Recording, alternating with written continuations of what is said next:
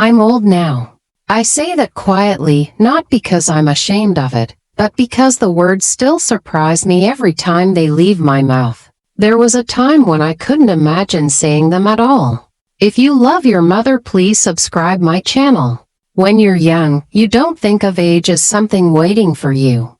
You think of it as a distant place other people eventually arrive at. People who moved slower. People who lived differently. People who made choices you were certain you'd never make. I remember believing that.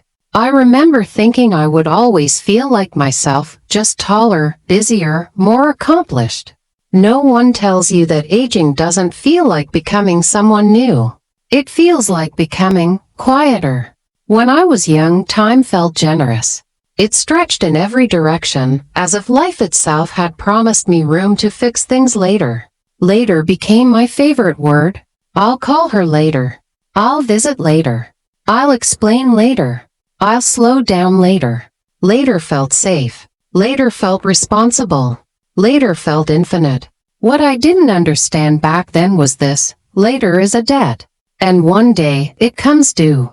In those years, mornings arrived without effort.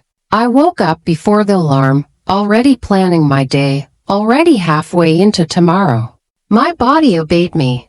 My energy followed commands. My mind raced ahead while my heart stayed quiet. I didn't notice how often people waited for me to arrive emotionally. Even when I was physically present, I was always somewhere else. Thinking ahead. Planning ahead. Chasing ahead. I mistook movement for meaning. I believed love was permanent simply because it existed.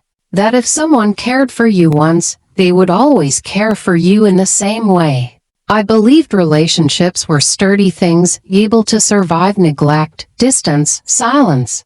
I didn't understand that relationships are living things. They need attention the way bodies need air. No one teaches you how to value ordinary moments. No one tells you that life doesn't announce its most important scenes. The moments that mattered most in my life were never dramatic. They were quiet, sitting without speaking, sharing a meal without rushing, listening without checking the time. Those moments felt small, so I treated them that way. There is a certain arrogance that comes with youth, not cruelty, not intention, just certainty. The certainty that people will wait, that love is patient beyond reason, that forgiveness renews itself endlessly. I didn't think I could lose people without actively pushing them away. I didn't know that neglect could do the same job, just more slowly. Back then, I thought being needed meant being busy. If my schedule was full, I felt valuable. If I was tired, I felt important.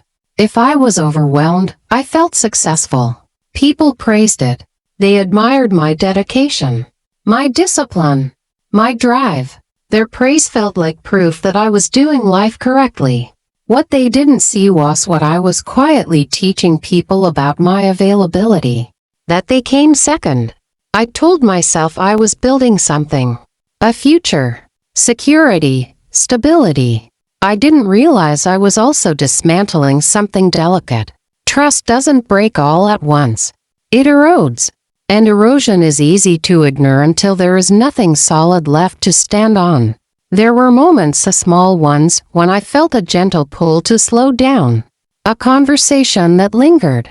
A look that asked me to stay a little longer. A pause that invited presence. I felt those moments. And I dismissed them.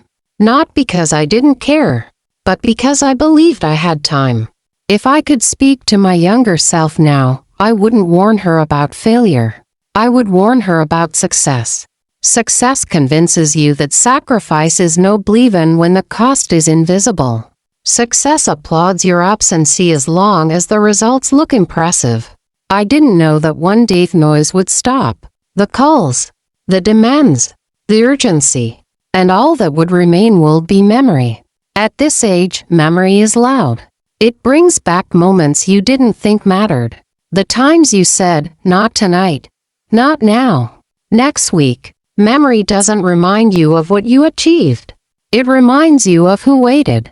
There is a moment in life, And no one tells you when it happens, when people stop asking for your time.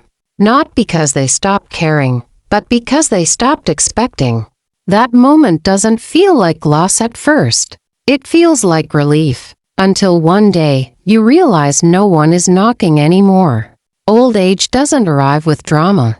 It arrives with quiet, with rooms that feel larger than they used to, with days that don't ask much of you, with silence that doesn't interrupt itself. And in that silence, the regret that never leaves you begins to speak, softly, patiently, waiting for you to finally listen.